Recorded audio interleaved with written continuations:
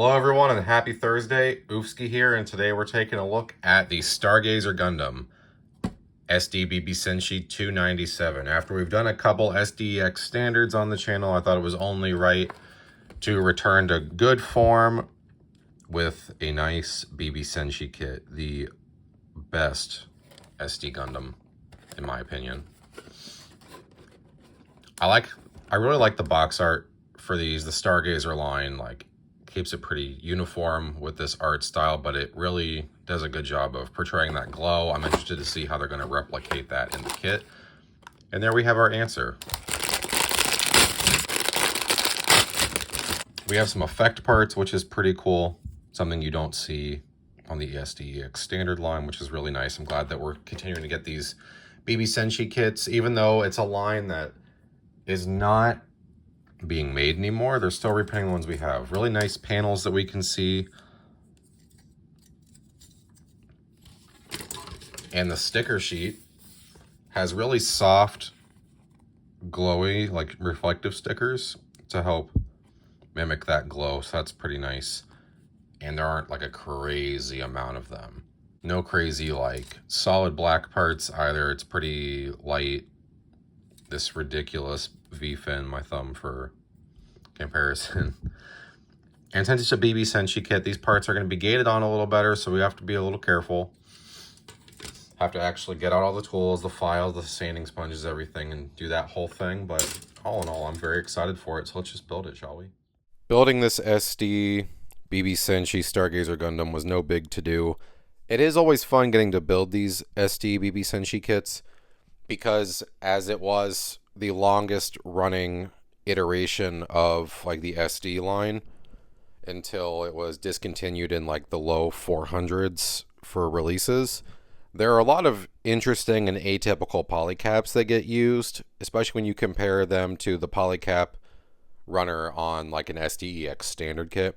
So it's always neat to see the different polycaps that are being used that we don't really see too much of in modern kits, or at all if we take Kyokai Senki or new high-grade Gundam kits in. Snaps together really well, and the sticker use is not grotesque. And in fact, since we're just using the stickers for all of the trim, it works out really well because these parts are molded very well, and the grooves that you're going to lay in all of these stickers are very well defined, very well molded. So even though they're kind of spindly and thin, they're going to lay in exactly where you need to, and it's not going to be a pain at all.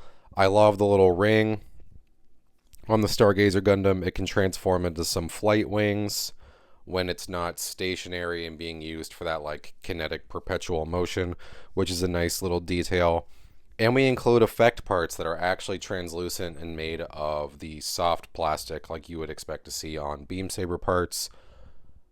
Again, deviating from the SDEX standard line, because with that line, as we saw on the review of the SDEX standard Sosby that I did, even his beam saber was opaque yellow. But these, we actually get the translucent green, which is very nice. Big fan of that.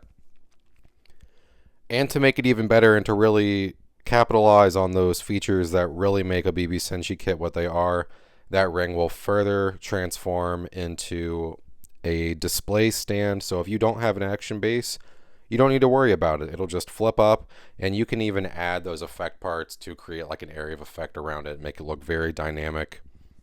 Truly awesome kit. Alrighty guys, so all in all, the SD BB Senshi 297 Stargazer Gundam is another very solid entry, and I think it furthers my point that the BB Senshi line of SD Gundam really are the best. This guy has multiple transformation and articulation gimmicks. We've got effect parts, and the shoulder is a really nice build as well, which is a nice deviance from the normal. It's almost a shame that the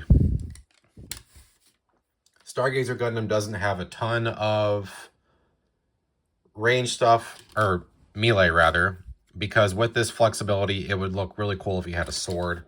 I do know that the Stargazer does have some physical, I think he has a fist of the moon or some kind of attack like that.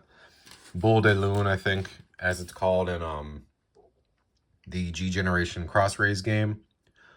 But nonetheless, it's very nice we have the articulation. I like this kit so much that I actually bought 2 of them because I want to customize one and maybe turn it into some kind of like Hyperion, Helios, like all red clad, like Fire Titan type of thing to use in my one-page rules dwarf army. And with its pretty like standard monotone color scheme, I think that we hit the ball out of the park with the stickers, using them really only as accents for these effect parts and not using them to cover large swaths of the body. So again, excelling in our correct choices. Not every kit is best realized in the SD format, but I think that the Stargazer Gundam really excels there. We've got some really cool effect parts. All in all, this kit is awesome. Speaking of awesome kits, the poll that I posted last week is over, and it was a close race, but you guys have decided that we'll be building the Master Grade Tallgeese Flugel as the first P Bandai Master Grade kit on the channel. I'm very excited. It's been tantalizing me. I think it's buried pretty deep in my closet of Master Grades, though, so I'm going to have to do a little bit of spelunking to find it, but that's all right. And if you guys want to pick up awesome kits like this, make sure to head on over to leapingpandahobbies.com. leapingpandahobbies.com, who just opened a physical retail store as well, so if you're close enough to go to Hudsonville, Michigan, stop in, whether you shop in person or online, let them know that you watch my dumb ass, and give them my promo code EGGHEAD and take 10% off your entire order. If you guys haven't liked and subscribed, it's free, helps the channel out, helps me give you guys more discounts on awesome hobby stuff. If nothing else, I want to make sure that no one pays full price for their hobbies again. Thank you guys so much for watching. I'm going to get started on that Tallgeese, and I'll catch you in the next one.